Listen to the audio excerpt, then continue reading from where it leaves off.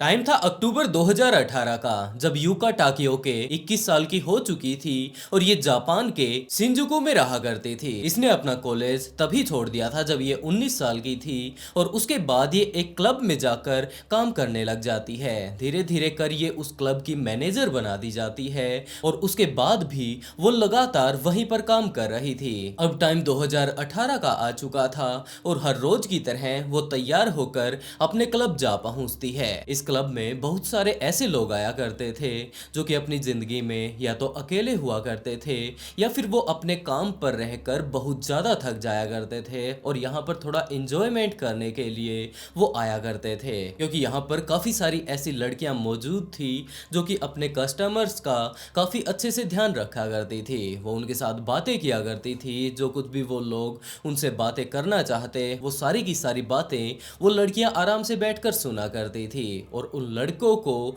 बिल्कुल ऐसा फील हुआ करता था जैसे कि मानो उनकी गर्लफ्रेंड उनके सामने बैठी है। वो उनकी काफ़ी अच्छे से केयर करती, ड्रिंक वगैरह उनके लिए बनाकर लेकर आती और इन सारी ही चीज़ों के बदले वो लोग काफ़ी अच्छा पैसा उन्हें दिया करते थे। दूसरी तरफ इन लोगों को पैसा मिल जाया करता था और उन लोगों को यहाँ पर आकर काफ़ी अच्छा महसूस हुआ करता था। यही सारे के सारे काम पिछले काफ़ी दिनों से यूका करती आ रही थी। अब वो इस क्लब की मैनेजर बन चुकी थी तो अब उसके ऊपर काफी सारी और भी रेस्पॉन्सिबिलिटी आ चुकी थी और उसकी जो सैलरी थी वो भी काफी ज्यादा बढ़ चुकी थी। लेकिन उसे बिल्कुल मजा आ रहा था अपने काम में। हर रोज वो नए नए लोगों से मिला करती थी, उनकी जाकर वो प्रॉब्लम सुना करती थी और उसके बाद उनका बड़े ही ध्यान से आराम से बैठकर वो वहां पर केयर किया करती थी। उन लोगों को भी वो काफी ज्यादा पसंद आया करती थी और यही कारण था कि जब भी उसके पुराने कस्टमर वहां पर उस क्लब में जाते तो वो उसी की डिमांड किया करते थे,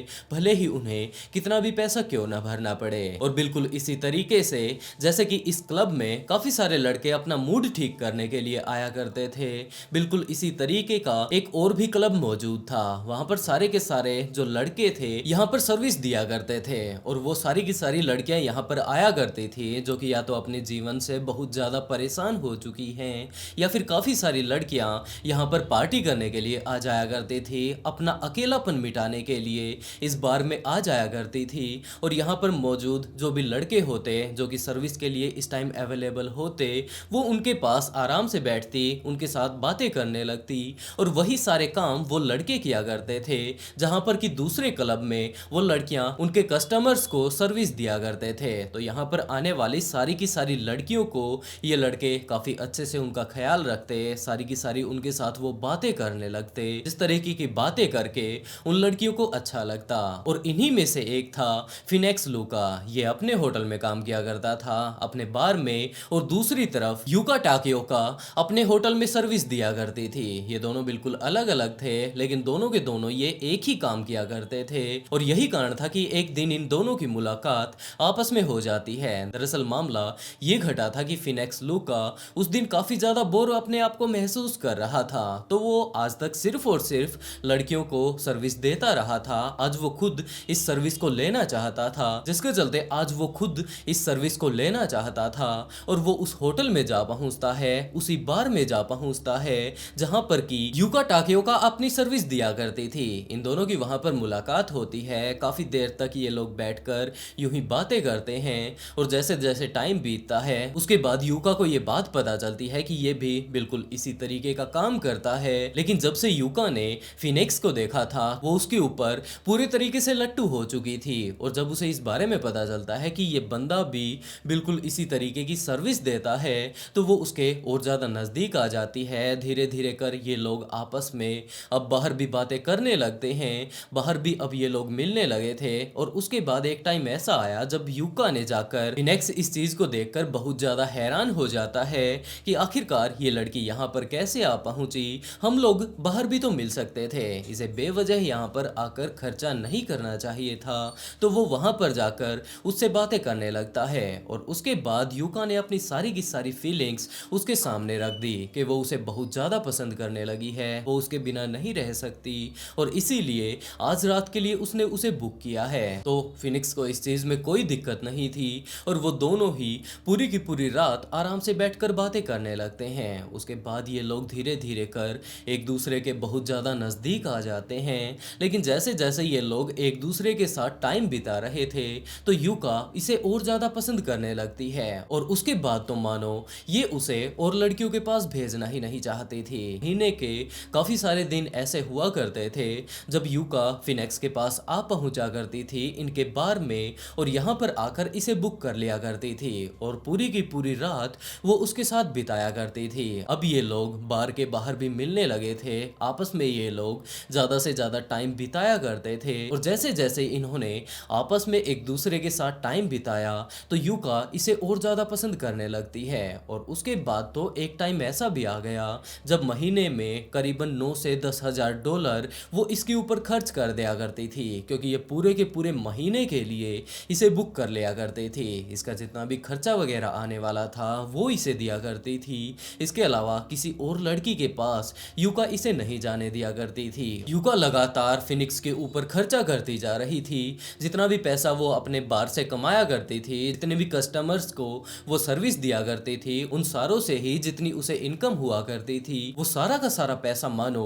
वो फिनिक्स के ऊपर इन्वेस्ट कर रही थी क्योंकि वो उससे बहुत ज्यादा प्यार करती थी। और फिनिक्स भी अब इस चीज को समझने लगा था। वो धीरे धीरे कर एक दूसरे के साथ रिलेशनशिप में आने लगते हैं और उसके बाद एक टाइम ऐसा भी आया जब यूका ने फिनिक्स से ये बात कह दी कि उसे बाहर जाकर इस तरीके से किसी से भी मिलने की जरूरत नहीं है। अब वो दोनों एक दूसरे के साथ रिलेशनशिप में रहने वाले हैं। इसने अपने काम के टाइम में काफी ज्यादा पैसा इस टाइम कमा लिया था और अब अगर देखा जाए तो इसके पास काफी सारा पैसा है और वो फिनिक्स को कहीं पर भी नहीं जाने देना चाहती। अगर फिर भी उन दोनों को पैसे की जरूरत पड़ने वाली है तो वो कहीं से भी पैसे का प्रबंध करके लाए, वो अपने आप ले आएगी। लेकिन अगर दूसरी तरफ फिनिक्स को देखा जाए तो उसे अब सर्विस देने के लिए नहीं जाना है। फिनिक्स इस चीज के लिए मान जाता है और यकीन मानिए जब यूका के पास पूरे तरीके से पैसे खत्म होने ही वाले थे, अब वो इतना पैसे नहीं कमा पा रही थी कि वो अपना और फिनिक्स का दोनों का ध्यान रख पाए,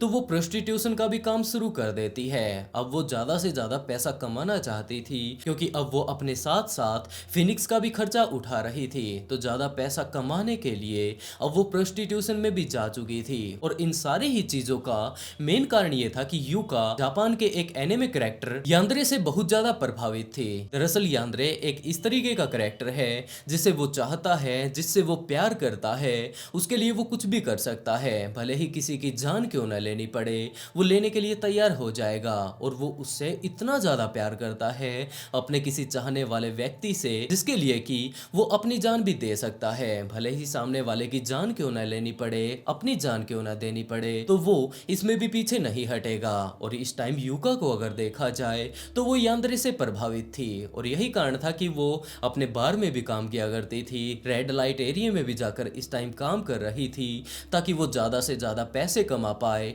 और जिससे कि वो प्यार करती है उसका ध्यान वो अच्छे से रख पाए और इसके साथ साथ अपना भी वो गुजारा अच्छे से कर पाए। फिनिक्स अब कभी कभार अपने उस मॉडल पर जाया करता था जहां पर कि ये सर्विस दिया करता था, लेकिन यूका इस बात से भी इनकार कर देती है। तो वो इस बात के लिए मान जाता है कि चलो जैसा भी तुम कहती हो मैं वैसा ही करने वाला हूँ, लेकिन मैं बाहर तो कभी कभार घूमने के लिए जाने ही वाला हूँ। ये सारी की सारी अक्सर अब इन लोगों के बीच बातें हुआ करती थी। तो एक टाइम ऐसा भी आया जब फिनिक्स कहीं से बाहर से आता है और उसके बाद यूका के साथ कुछ एक देर तक बातें कर लेने के बाद ये बात कहता है कि वो नहाने के लिए जा रहा है। उसने अपना मोबाइल वहीं टेबल पर रख दिया और उसके बाद वो नहाने के लिए चला जाता है। पीछे से अब यूका के दिमाग में काफी सारे सवाल उठ रहे थे कि अब ये किसी लड़की से मिलता तो नहीं है और इसके तौर पर वो उसका मोबाइल चेक करने लगती है। मोबाइल को जब वो चेक करती है तो उसने पाया कि अभी अभी जो ये बाहर गया था ये नॉर्मली बाहर नहीं गया,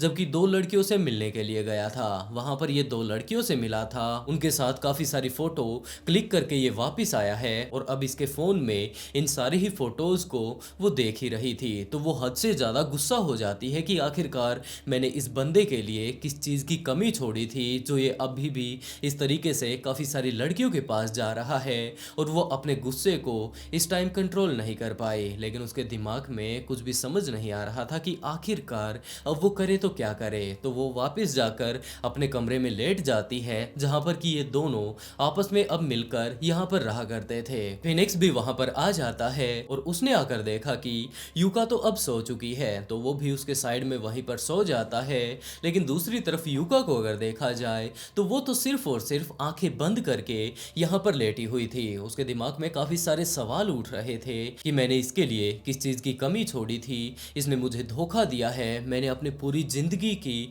जितनी भी कमाई थी इसके ऊपर लगा दी, उसके बाद भी जब मुझे पैसे की जरूरत पड़ती है तो वो प्रोस्टिट्यूशन का काम शुरू कर देती है ताकि इसके बॉयफ्रेंड को पैसों की कमी ना पड़े। लेकिन दूसरी तरफ अगर इसे देखा जाए तो ये बाहर जाकर अय्यासियां इस टाइम कर रहा है। वो उससे बहुत ज्यादा गुस्सा हो चुकी थी, इसके कारण वो कंगाल होने के कगार पर इस टाइम आ चुकी थी। तो उसके दिमाग में काफी सारे सवाल इस टाइम दौड़ रहे थे। दूसरी तरफ फिनिक्स तो इस टाइम नहा धोकर आराम से आकर अपने बेड पर सो जाता है और उसके बाद आधी रात का टाइम आता है जब यूका की नींद खुल जाती है क्योंकि उसके पेट में अब इस टाइम काफी ज्यादा दर्द हो रहा था। तो जैसे ही उसकी आंखें खुलती हैं तो उसने पाया कि सामने उसके पेट पर इस टाइम यूका बैठी हुई है, उसके हाथ में चाकू है और वो चाकू है वो इस टाइम इसके पेट में मार दिया गया है। और यही कारण है कि जो उसका पेट दर्द कर रहा था उसके पेट में चाकू लगने के कारण वो पेट दर्द कर रहा था। अब चारों तरफ यहाँ पर काफी सारा खून फैल चुका था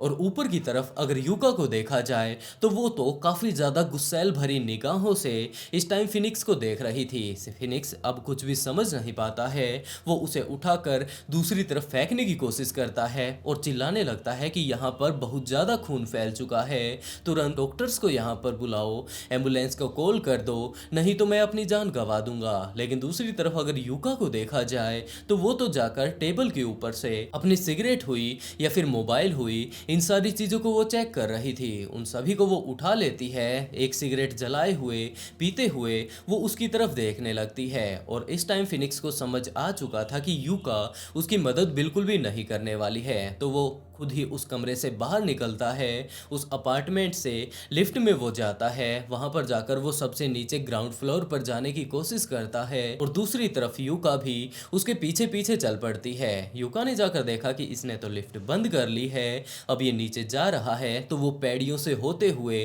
नीचे ग्राउंड फ्लोर पर जा पहुंचती है। लेकिन जब तक फिनिक्स नीचे ग्राउंड फ्लोर पर पहुंच पाता, इस अपार्टमेंट से बाहर जा पाता, तब तक इसका काफी ज्यादा खून बह चुका था और कमजोरी के कारण वो वहीं पर नीचे जमीन पर गिर जाता है। और उसके बाद यूका तो मानो अपना होशो हवास ही खो चुकी थी। वो आराम से उसके पास आती है, आराम से ये चीज देखती है कि उसका बॉयफ्रेंड किस तरीके से घिसटते हुए इस अपार्टमेंट से बाहर जाने की कोशिश कर रहा है। यहाँ पर इनके अलावा और कोई भी मौजूद नहीं था, तो वो अपने बॉयफ्रेंड के पास जाती है, वहां पर आराम से बैठती है। इस टाइम उसकी पुराने वाली सिगरेट खत्म हो चुकी थी, तो वो अपनी नई सिगरेट जलाती है, उसके पास आराम से बैठती है और अपनी एक फ्रेंड के पास इस टाइम कॉल कर लेती है और उसे सारी की सारी बातें बताती है कि क्या तुम्हें याद है उसका एक बॉयफ्रेंड था, वो उसके लिए काफी सारे पैसे कमा रही थी, उसने उसे धोखा दे दिया और यही कारण है कि आज वो यहाँ पर कुछ ऐसी हालत में पड़ा हुआ है। तो उसकी फ्रेंड इस बारे में समझ जाती है कि जरूर इसका दिमाग सठिया चुका है और उस बंदे को तुरंत एक एम्बुलेंस की जरूरत है। तो उसने तुरंत हॉस्पिटल में कॉल कर दिया, दूसरी तरफ उसने पुलिस वालों के पास भी कॉल कर दिया और कुछ ही देर बाद वहां पर एम्बुलेंस भी आ पहुंचती है, पुलिस ऑफिसर्स भी आ पहुंचते हैं। और पुलिस ऑफिसर्स ने जब यहाँ पर फैले हुए खून को देखा, एक बंदे को देखा जो कि यहाँ पर सिर्फ और सिर्फ अंडरवियर में इस टाइम पड़ा हुआ है, साइड में दूसरी एक लड़की जो है वो आराम से सिगरेट पी रही है, तो उन्हें भी मामला समझ नहीं आता है। और उसके बाद यूका ने जब पुलिस वालों को देखा तो उसने पुलिस ऑफिसर्स को कहना शुरू किया कि जनाब जरा देखिए तो इसे, इसके बॉयफ्रेंड ने इसके साथ गद्दारी की थी और उसके बाद अभी इतनी शांति से ये यहाँ पर लेटा हुआ है, कभी तो ये मेरी तरफ देख रहा है, कभी आपकी तरफ देख रहा है, शायद इसे मदद की जरूरत है। इसी तरीके की काफी सारी बहकी बातें वो अब पुलिस ऑफिसर्स से कर रही थी और इस टाइम तक काफी सारे और भी लोग यहाँ पर आ चुके थे और उन्होंने जब उसकी ऐसी हालत को देखा तो काफी सारे फोटो उन्होंने यहाँ पर उनके क्लिक करने शुरू कर दिए और उसके बाद ये सारे ही फोटो इंटरनेट पर वायरल होने लगते हैं कि कुछ इस तरीके से इस लड़के ने इस लड़की को धोखा दिया, इस लड़की ने इसका कुछ ऐसा हाल कर दिया। तो बहुत सारे लोग ऐसे सामने आते हैं जिन्होंने कि यूका को ही प्रोटेक्ट करना शुरू कर दिया। उन्होंने कहा कि ऐसा इसने बिल्कुल सही किया है, इस लड़की ने अपनी पूरी जिंदगी की कमाई इसके ऊपर इन्वेस्ट कर दी थी और दूसरी तरफ ये बंदा ही धोखेबाज निकलता है। तो पुलिस वाले इस टाइम तो एम्बुलेंस जैसे ही आती है तो फिनिक्स को हॉस्पिटल भेज देते हैं और वहां पर डॉक्टर्स ने फिनिक्स की जब ऐसी हालत को देखा तो पहले तो उन्होंने भी अपने हाथ खड़े कर दिए कि हम लोगों के बस की ये बात बिल्कुल भी नहीं है, हम लोग गारंटी इस बात की नहीं लेते हैं कि ये बंदा बच पाएगा। तो पुलिस ऑफिसर्स ने यही बात कहनी शुरू की कि जनाब ये बचे या ना बचे, कम से कम आप लोग अपने ट्राई तो कर लीजिए। तो डॉक्टर्स बिल्कुल ऐसा ही करते हैं और डॉक्टर्स की मेहनत रंग भी लाती है, इस टाइम उसे बचा लिया जाता है। दूसरी तरफ अगर यूका को देखा जाए तो पुलिस ऑफिसर्स उसे गिरफ्तार कर लेते हैं और उसके बाद उसे कोर्ट में पहुंचा देते हैं। कोर्ट में जिस टाइम इसका केस चल रहा था तो काफी सारे लोगों की उसके पास रिक्वेस्ट आने लगती है कि मुझे बिल्कुल तुम्हारे जैसी ही गर्लफ्रेंड चाहिए जो कि मेरे लिए लॉयल हो और मैं तुमसे शादी करना चाहता हूँ। इस तरीके के काफी सारे प्रपोजल यूका के पास आते हैं। वो लोग उसे डिफेंड कर रहे थे कि इस लड़की ने बिल्कुल सही किया है और दूसरी तरफ जब फिनिक्स की जान बच चुकी थी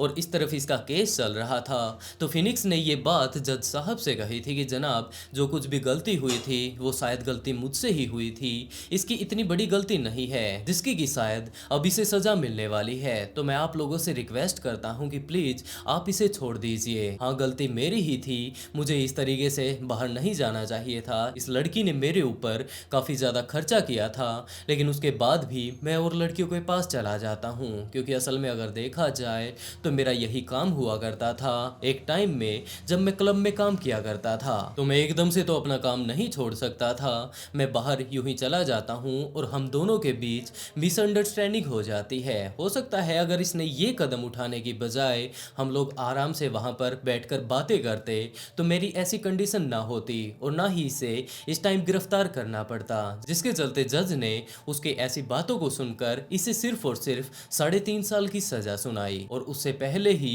इसे रिहा भी कर दिया जाता है। और जेल से रिहा होने के बाद यूका इन सारी ही चीजों से काफी ज्यादा दूर चली जाती है और उसके बाद अब वो गेमिंग करती है। वैसे दोस्तों आप लोग इस केस के बारे में क्या कहना चाहेंगे? यहाँ पर जो ये घटना घटी है इसके पीछे असल गलती किसकी थी, यूका की या फिर दूसरी तरफ फिलिप्स की? यूका ने उसके साथ आराम से बैठकर बातें नहीं की और फिलिप्स को अगर देखें तो यूका उसका सारा का सारा खर्चा उठा रही थी, फिर भी वो बाहर किसी और लड़की के पास चला जाता है। आप लोग इस केस के बारे में क्या सोचते हैं? अपनी राय कमेंट बॉक्स में जरूर बताइएगा। और इस केस से रिलेटेड काफी सारी एक्चुअल फोटो मौजूद हैं जिन्हें कि मैं कम्युनिटी गाइडलाइंस के कारण यहाँ यूट्यूब पर नहीं दिखा सकता। तो अगर आप लोग वो एक्चुअल क्राइम सीन देखना चाहते हैं तो आप लोग मेरे इंस्टाग्राम के ब्रॉडकास्ट चैनल पर जाकर देख सकते हैं। और वीडियो अगर पसंद आया हो तो वीडियो को लाइक कर ब्लडी फाइल्स को सब्सक्राइब जरूर कर लें क्योंकि इसी तरीके के काफी सारे ट्विस्टेड केस मैं यहाँ पर लेकर आता रहता हूँ। और इसी के साथ दोस्तों आज का शाउट आउट स्वर्णजीत को and write a beautiful comment to get a shout out in next video. बहुत जल्द मिलते हैं एक और नई इंटरेस्टिंग स्टोरी के साथ।